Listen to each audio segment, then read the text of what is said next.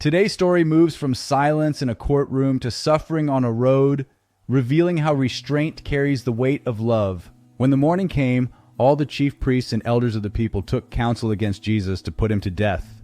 They bound him, led him away, and delivered him to Pontius Pilate, the governor. Then Judas, who had betrayed him, when he saw that he was condemned, repented himself, and brought back the 30 pieces of silver to the chief priests and elders, saying, "I have sinned in that I have betrayed innocent blood." And they said, "What is that to us? You see to it."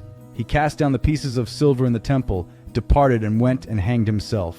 And the chief priests took the silver pieces and said, "It is not lawful to put them into the treasury, because it is the price of blood."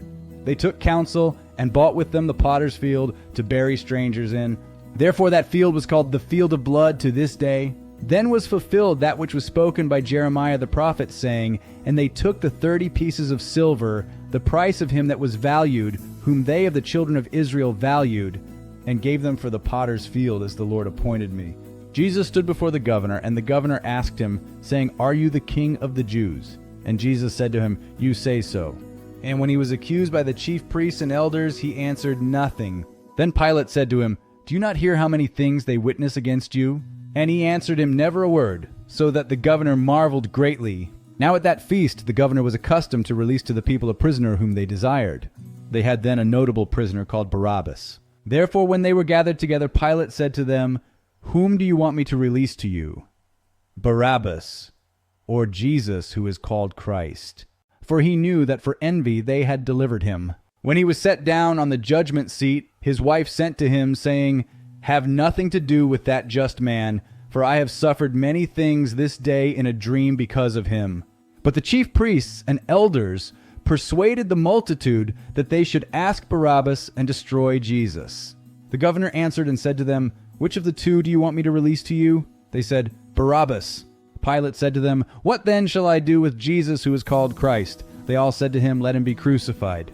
And the governor said, "Why? What evil has he done?" But they cried out all the more, saying, "Let him be crucified."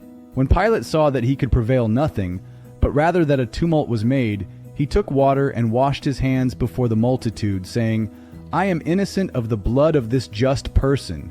You see to it." Then all the people answered and said, "His blood be on us and on our children."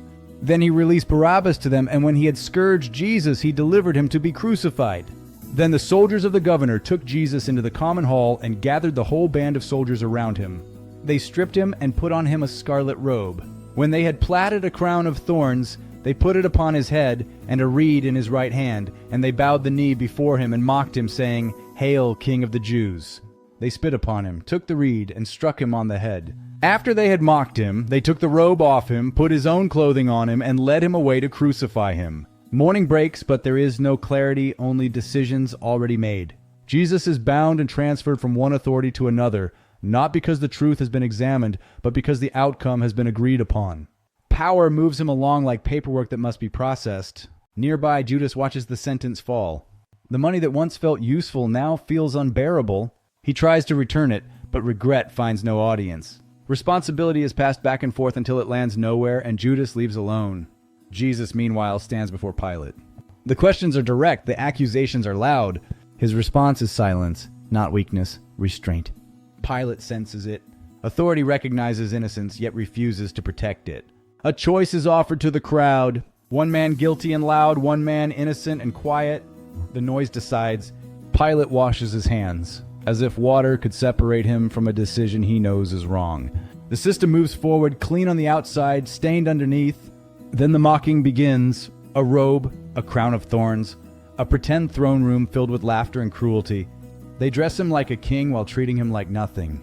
And still he does not resist. By the time they lead him away, everything necessary for condemnation has already happened. Not because truth failed, but because fear and convenience were stronger than courage. This is not just the story of a trial. It is the moment humanity chooses comfort over conscience and silence carries the weight of love.